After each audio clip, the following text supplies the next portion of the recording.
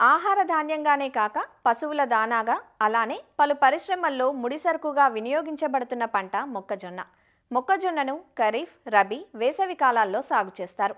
నీటి వసతి కింద రబీలో అక్టోబర్ 15 నుండి నవంబర్ 15 వరకు విత్తుకునేందుకు అనువైన సమయం.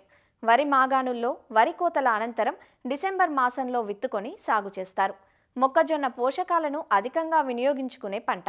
ఈ పంట నుంచి అధిక దిగుబడులు సాధించాలంటే ఎంచుకునే రకం, సాగు చేసే నేలలు, మనం అందించే పోషకాల పట్ల మెలకువతో ఉండాలి. సాగులో మేలైన రకాలను ఎంచుకొని సరైన యాజమాన్య పద్ధతులు పాటించినట్లయితే ఎకరాకు 40 క్వింటాలకు పైగా మంచి దిగుబడులు పొందే అవకాశం ఉందంటూ రబీ మొక్కజొన్న సాగు వివరాలను తెలియజేస్తున్నారు ఆచార్య ఎన్జీ రంగా వ్యవసాయ విశ్వవిద్యాలయం, ఆముదాల వలస కృషి విజ్ఞాన కేంద్రం శాస్త్రవేత్త డాక్టర్ కిరణ్ కుమార్. రైతు సోదరులు ప్రస్తుతం మనకి ఎక్కడైతే ఈ మెరక ప్రాంతాలు ఉంటాయో, అలాగే నీటి వస్తువు ఉన్న దగ్గర మనకి దున్నుకొని వేసుకునే రకంలో మనకి మొక్కజొన్న సాగుకి విపరీతమైనటువంటి మొగ్గు చూపిస్తున్నారు. ఎందుకంటే దిగుబడులు పొంది నికర ఆదాయం పొందడానికి కూడా ఆస్కారం ఉంటుంది. కాబట్టి రైతు సోదరులు రెండో పంట కింద వేసినప్పుడు కొన్ని యాజమాన్య పద్ధతుల్ని, అంటే నేలల దగ్గర నుంచి కోత కోసేదాకా కూడా కొన్ని మెలకువలు పాటించగలిగితే మంచి 40 క్వింటాల వరకు కూడా ఒక ఎకరాకి దిగుబడి రావడానికి ఆస్కారం ఉంటుంది. అందులో ప్రధానమైనవి ఈ నేలలు మనం గమనించినప్పుడు బరువైన నేలలు, తేలికపాటి నేలల్లో కూడా ఈ మొక్కజొన్నని సమర్థవంతంగా సాగు చేయవచ్చు. అలాగే నేల తయారీ మనం గమనించినప్పుడు మనం దుక్కుని బాగా ఒక 2-3 దుక్కులు బాగా చేసుకొని చివరి దుక్కులో 10 టన్నుల వరకు కూడా పశువుల ఎరువును వేసి కలిగి దున్నుకొని మనం విత్తనం విత్తుకుంటే బాగుంటుంది. అలాగే మనము రకాలు మనం గమనించినప్పుడు రకాల్లో చాలా రకాలు ఈ మొక్కజొన్నలో చూసుకున్నట్టయితే చాలా రకాల ప్రైవేట్ హైబ్రిడ్స్ అనేవి మనకి మార్కెట్లో ఉన్నాయి. ఈ హైబ్రిడ్ వెరైటీస్ అన్నీ కూడా మనకి 110 రోజుల్లో మనకి పంట చేతికి వచ్చేస్తూ ఉన్నాయి. ప్రతిదానికి కూడా 35 నుంచి 40 క్వింటాళ్ళు ఒక ఎకరాకి దిగుబడినిచ్చే సామర్థ్యత కలిగినటువంటి రకాలు. కాబట్టి రైతు సోదరులు మార్కెట్లో దొరికినటువంటి ఈ ప్రైవేట్ రకాల్లో ఏదో ఒక రకాన్ని ఎంచుకొని మనం సాగు చేసుకున్నట్టయితే మంచి దిగుబడి రావడానికి ఆస్కారం అనేది ఉంటుంది. అలాగే విత్తన మోతాదు మనం గమనించినప్పుడు 8 కిలోల విత్తనం అనేది ఒక ఎకరాకు సరిపోతుంది. విత్తన శుద్ధి మనం విషయం గమనిస్తే ఈ మధ్య కాలంలో ఎక్కువగా కత్తిరి పురుగు ఎక్కువగా ఆశించి పంట నష్టపరుస్తూ ఉంటుంది. కాబట్టి ఈ సయాంట్రినిలిప్రోల్ దాంతోపాటు కానీ థయామిథాక్సమ్ కాంబినేషన్లో మనకి 410ZDO అనే మందు మనకు మార్కెట్లో దొరుకుతుంది. దాన్ని 4 నుంచి 6 మిల్లీలీటర్ల కేజీ విత్తనానికి పట్టించి మనం విత్తనం చేసుకున్నట్టయితే కత్తిరి పురుగు అనేది రాకుండా మనం సమర్థవంతంగా అరికట్టవచ్చు. విత్తే పద్ధతికి వచ్చినప్పటికీ బోధులు కాలువను చేసుకోవాలి.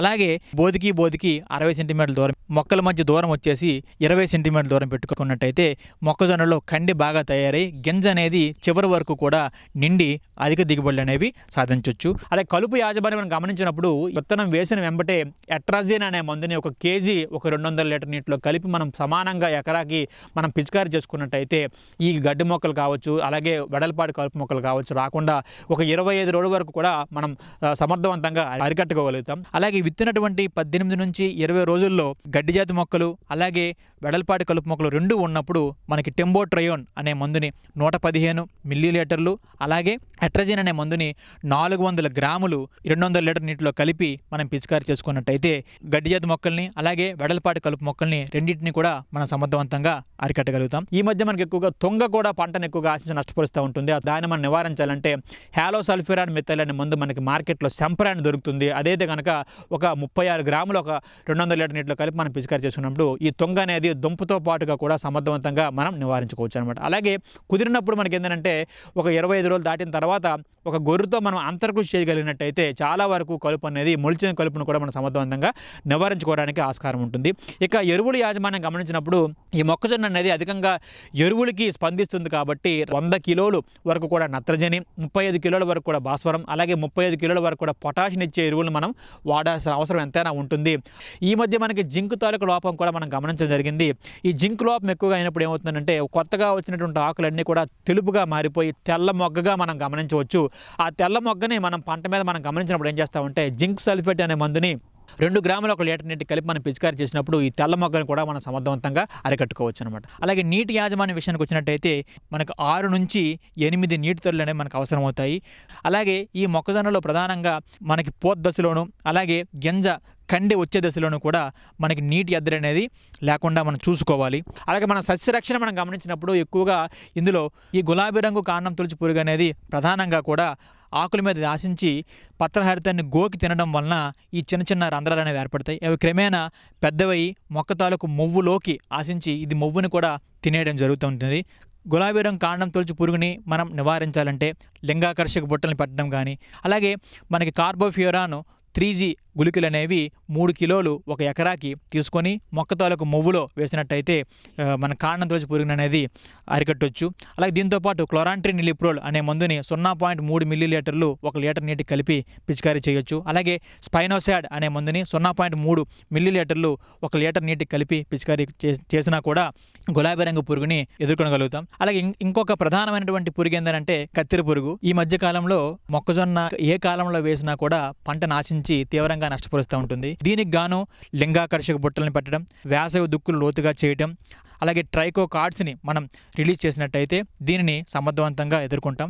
అలాగే దీనికి మనకి మందుల పిచికారీ విషయానికి వచ్చినట్టయితే క్లోరాంట్రినిలిప్రోల్ అనే మందుని 0.3 మిల్లీలీటర్లు 1 లీటర్ నీటికి కలిపి పిచికారీ చేయడం, అలాగే మనకి కార్బోఫ్యూరాన్ 3G గుళికల్ని మనం ఎకరాకి 3 కేజీలు మొక్క తాలూకు మొవ్వులో వేసి కూడా దీన్ని అరికట్టొచ్చు. అలాగే ఇక తెగులు విషయం మనం గమనించినప్పుడు కాండం కుళ్ళి తెగులు, ఇది మనకి వాతావరణంలో ఉష్ణోగ్రత ఎక్కువగా ఉన్నప్పుడు, అలాగే నీటి ఎద్దడికి పంట అనేది గురైనప్పుడు ఈ కాండం కుళ్ళు తెగులు అనేది వస్తుంది.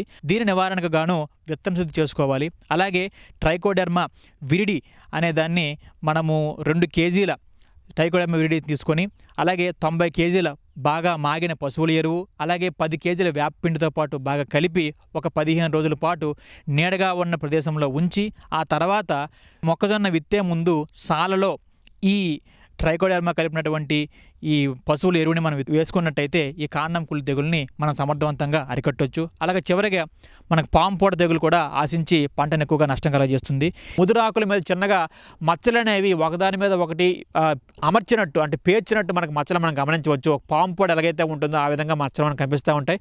ఇవి క్రమేణా ఉధృతి ఎక్కువైనప్పుడు కాండం మీదకి, అలాగే కాండం పై నుంచి పొట్ట తాలూకు రేకు మీద కూడా మనకు రావడం జరుగుతుంది, కండి తాలూకు రేకు మీదకి.